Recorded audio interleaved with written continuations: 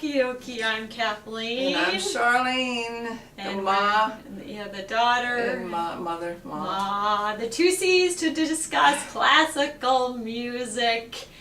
And we have four things we're going to bring up. Let's say that this topic is the brain, and this shows something. I don't know what. Okay, our topic for the week is music and the brain, because PBS was running a Music and the Brain series and talking about the fact how music affects the brain positively. Different parts of the brain that are used so far. Etc. We'll go into it more. However, we have four things to previously bring up from previous shows that were asked about. The first one is viola.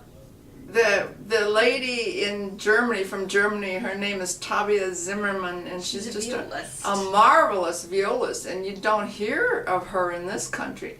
She's really, really good. She's just electrifying. Her whole family. Yes, and she's got a quartet. I mean, she's like, I think, two brothers and her and somebody else, and they're really good. I heard them lately on the something. So number two was Wilfred Peltier was the conductor of the Quebec Orchestra, and he started it, and he was a Met conductor for many years, and he was married to one of the main ladies. I never did know her name. I always thought it's Rose Bampton. That's who he was. Yes. What? Yes, he was married to her. That's right. All right. Okay.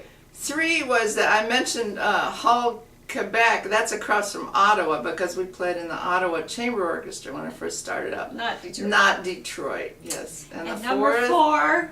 I don't remember. Ed's music. Walter Lawson was the name that I think he took over Ted's music.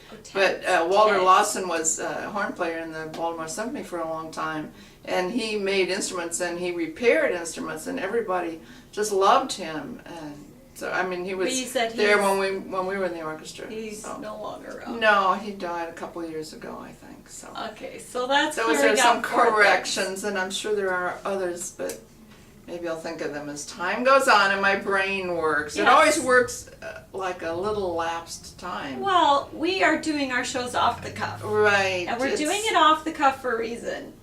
Because you cannot sit there and script everything, and we don't want to do it that way. No, we think of things as we talk. Yeah, because something always brings up something else. Yes, right. Which is how it all links together in the brain. And even memory. Essentially how you do music too. You know, you get an idea, because most of us are recreative artists. Mm-hmm. Right? We're not composers. I'm not a composer. You're not a composer. No. Although we've both done musical arranging. Yeah, which is that's creative. However, as performing artists, that's a recreative process, and you have an idea and it leads to something else, and sometimes that happens on an impromptu situation. Right, the way we speak all the time. Like conversation. Yes. And music is a conversation too. It should be a conversation, because then it's more real and it actually makes more sense. Yes, and it's more enjoyable. Instead of, how people who are bad actors, you can see not only they're bad acting, but if you turn the sound off and then you watch a person, you can see really how bad the actors are, which would be 99% of the Hollywood people, which is a sad situation. Even the cartoons, occasionally in the morning, I look at the cartoons without sound. It's amazing. It's amazing. Some are really good and some are horrible. However, we want music, so we'll take a stop. So anyway, this week's topic, we want to talk a little bit about music and the brain. Because after seeing part of that show, we had our own few thoughts. Especially you, because of seeing that daily. Well, but here's a huge thing. So you have 4 kids. So when you were pregnant with all 4 of your kids, you were playing. I was playing, yes. So and you were kicking. I was kicking. All of you were kicking, especially the twins. Holy cats. Okay, so the thing about music of the brain, they actually discussed this a little bit, how although they were using live children, but they did use a study where they could see into the womb, and they could see that music was actually affecting the fetus. Mm-hmm. Okay, so understandable. So I ended up being a musician, but all of my brothers were musical. In fact, 2 of them were really good. Yeah, but they just didn't choose a career. Right. Yeah. Okay, so But they're in science, and science and math Science and music are all related. all together. So, Yes. but the point is, music really does make a huge difference for a child, Yes. even yes. if it's in utero.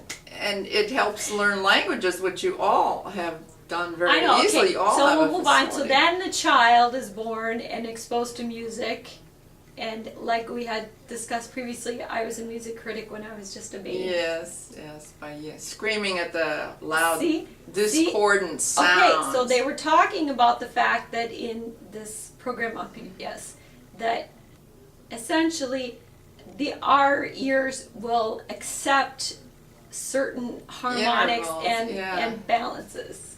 Right? And it's the pleasant, even though a minor third, well, everybody likes a minor third. It seems to draw out something of you more than a major does, I think. Well, that's Well, a personal anyway, thing. But because well, you could kids were say doing because that naturally. international music has all these weird intervals too. It has like quarter tones. Mm-hmm.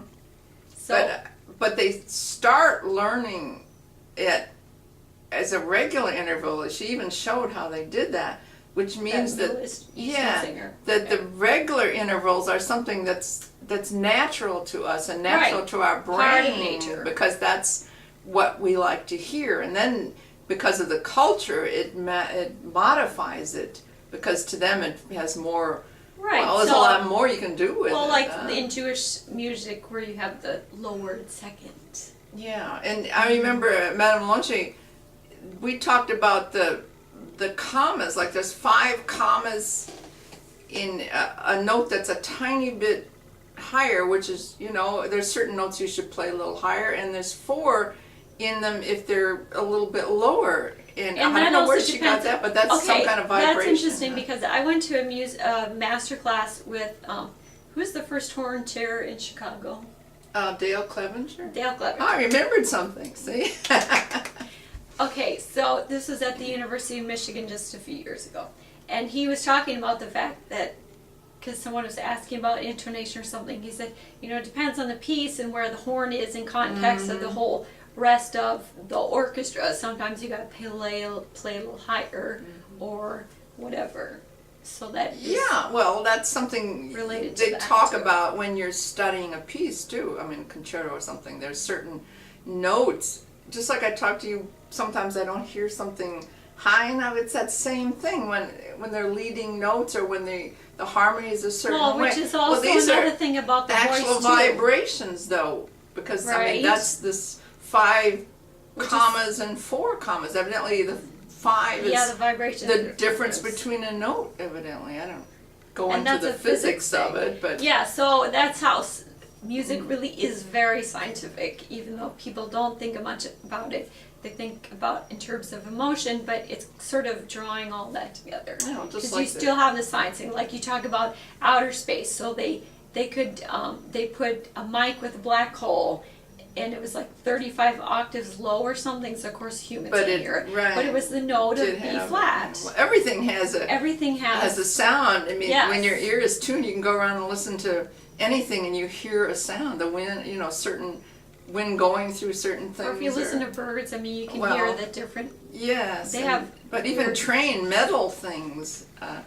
But the brain has to interpret all these things, and And it's different in a it's trained natural. ear than it is, because that was the other thing that we mentioned.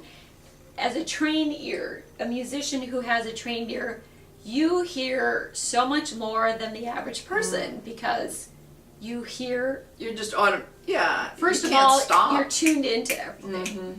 So that's why I'm accused that I'm overhearing things. I Yeah, can't help if yeah. I hear things. Me Okay, too. I am tuned in to hear everything, and if I hear something, well.